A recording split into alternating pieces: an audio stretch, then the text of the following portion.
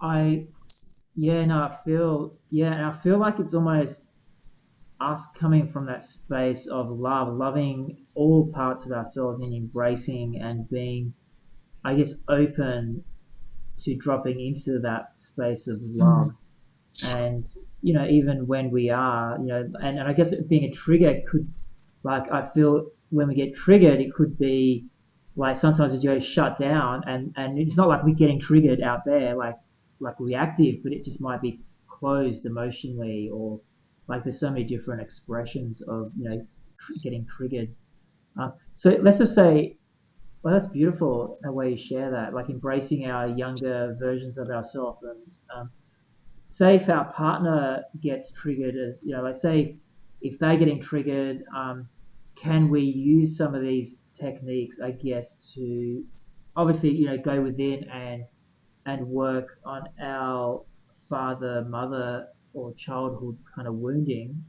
But then is there a way of us, say working on that and resolving that and coming to that space of love, and then with that space of love holding our partner when they get triggered? Can we, like, and how do we do that? Like, do we do we just hold them, like when they get triggered? Do we like hold them because that might trigger them even more? Like, or is it not like that easy? So when we have practice in being the mountain for ourselves and being the secure attachment and being the, be knowing that we are held in that armchair and in that security and in that love, then when our partner comes at us, and when I say us, in this case, I usually mean men. So I'm speaking as a man. So when they come at us, we can go, whoa. So we acknowledge what is, right? Whoa, this is intense. Okay.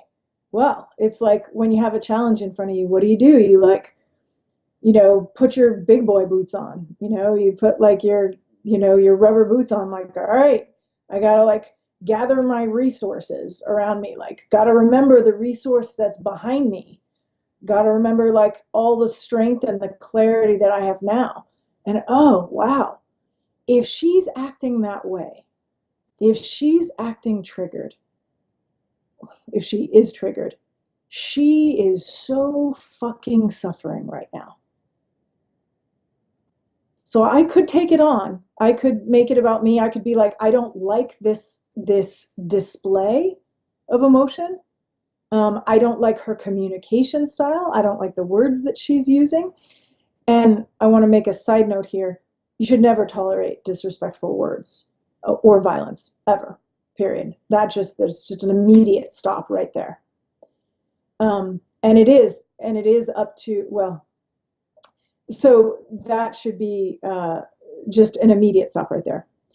Short of that, if she's just upset and she's just triggered and just like not being, clean in her communication about it, that she's suffering, right? There's no way that the woman who loves you is going to act in that way when she's not totally suffering and triggered and in her little 3-year old or her 8-year old or her teenager.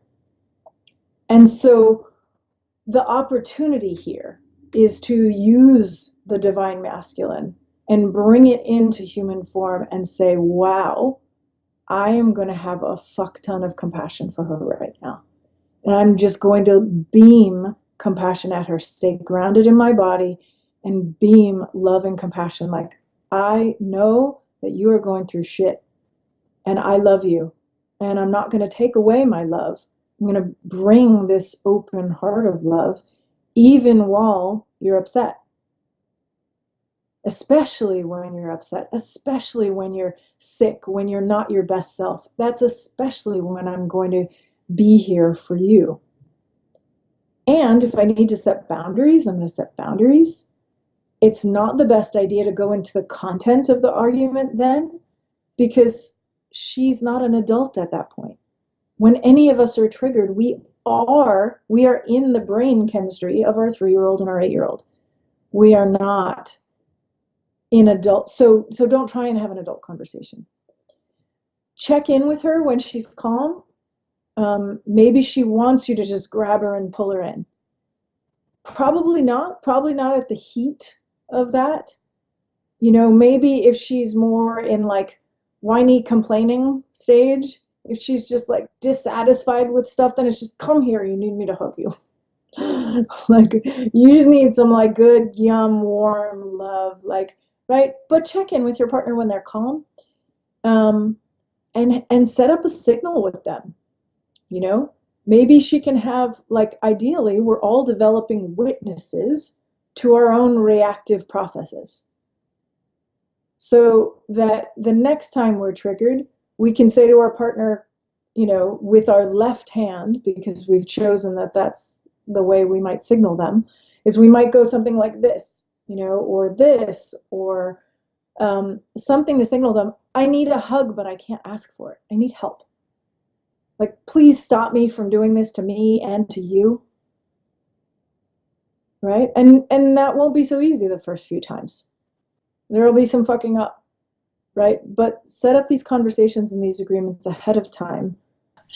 So what we want to do is develop this witness.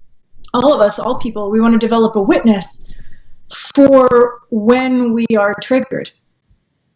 And so that when we're in, so that ideally after a few times of fucking up and trying and failing that we're all going to do with each other, then when we're in the moment with our partner, and let's say I'm the woman and I'm triggered and I'm like, blah, blah, blah, blah, blah, right? I can also go like this. You know, I can do some kind of hand signal that we've arranged ahead of time that will let you know, like, oh my God, just grab me and hold me. Just please touch me. My experience with women is that a lot of us don't want to be touched when we're in that fiery attacking part. But when we're in, if it's more mild and it's just in the complaining parts and we're complaining about like 10 different things, instead of coming forward with, honey, I have a trust issue that I want to talk to you about. When's a good time to do that? So if we're not coming forward like that, if we're like, you did this and this and this and this, and you know, that's when we might want to just be grabbed and pulled in and be like, oh, you know, like if the man is pulls the woman in and says like, you are so frustrated with me. I hear that. That must be really challenging because I know you love me and I love you, and bringing a little humor in. And I hear your frustration. I get it. I'm so sorry you're frustrated. I've got you.